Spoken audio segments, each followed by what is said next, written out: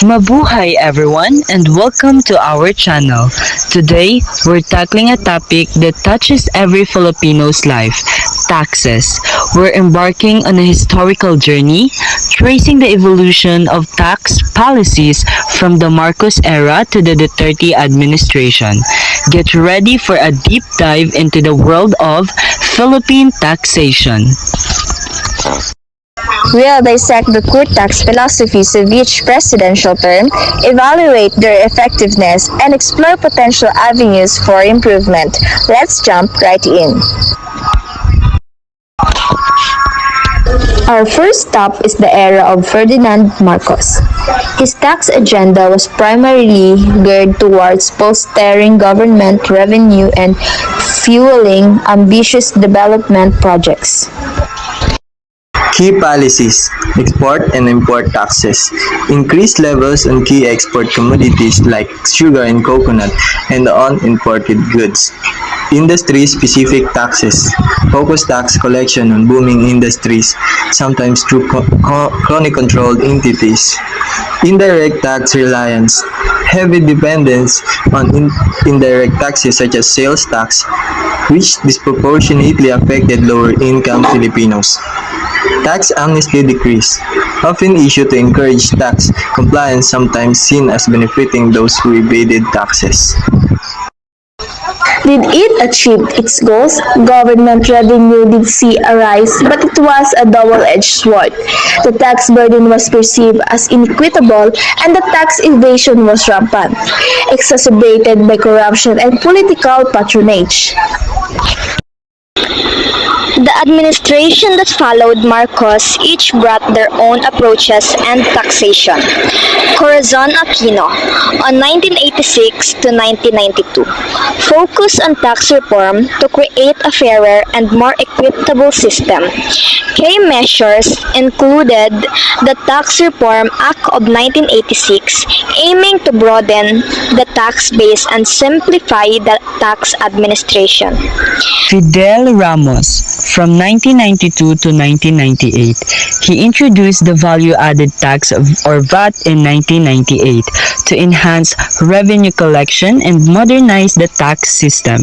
This was a significant shift towards a consumption-based tax system. Joseph Estrada, from 1998 to 2001, continued the implementation of VAT but faced challenges due to economic instability and political turmoil. Gloria Macapagal Arroyo, 2001 to 2010, increased the VAT rate to 12% in 2005 to address a fiscal crisis and boost government revenues. This move was controversial but deemed necessary to stabilize the economy. Benigno Aquino III, 2010 to 2016, prioritized improving tax administration, combating corruption, and increasing tax compliance. Efforts were made to streamline tax processes and enhance transparency. Each of these administrations encountered a mix of success and setbacks. Some policies boosted revenue streams, while others placed a heavy burden on ordinary Filipinos. Now, let's turn our attention to President Rodrigo Duterte. His administration ushered in the tax reform for acceleration and inclusion, or what we call the train law. Key policies under Train Law. Bullet 1. Lowered income taxes. Reduced personal income tax rates for many Filipinos, particularly those in the lower and middle income brackets. Bullet number 2. Increase excise taxes. Raise taxes on fuel, automobiles, sugary beverages, and tobacco products. Bullet number 3. Expanded VAT base. Remove some VAT exemptions to broaden the tax base. The intention was to provide financial relief to citizens while simultaneously funding ambitious infrastructure projects. Was it effective? The results are mixed. While some individuals experience increased take-home pay, the prices of essential goods also surge, impacting household budgets. So, were these tax policies ultimately beneficial for the Philippines? Revenue generation. Certain policies did contribute to increased government revenue, enabling investment in public services and infrastructure. Economic impact. However, many policies place a disproportionate burden on the populace, particularly the marginalized sectors, exacerbating income inequality.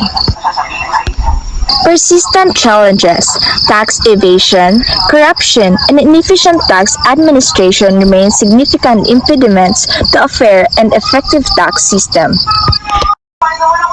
What steps can we take to create a more equitable and efficient tax system? Here are our suggestions. 1. Progressive taxation. Implement a truly progressive tax system where higher income earners contribute a larger percentage of their income in taxes.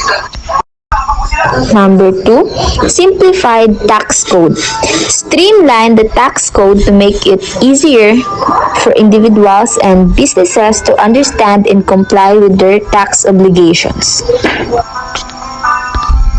Number 3, enhance tax enforcement. Strengthen tax enforcement mechanism to combat tax evasion and ensure compliance across all sectors. Number 4, transparency and accountability.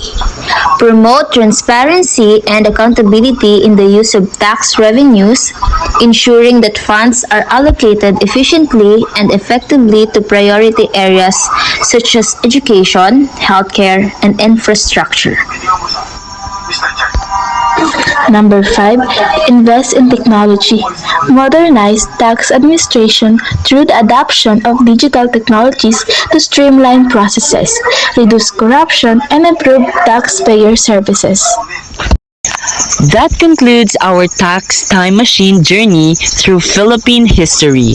Taxes are a complex and often contentious issue, but it's vital for every Filipino to understand how they work.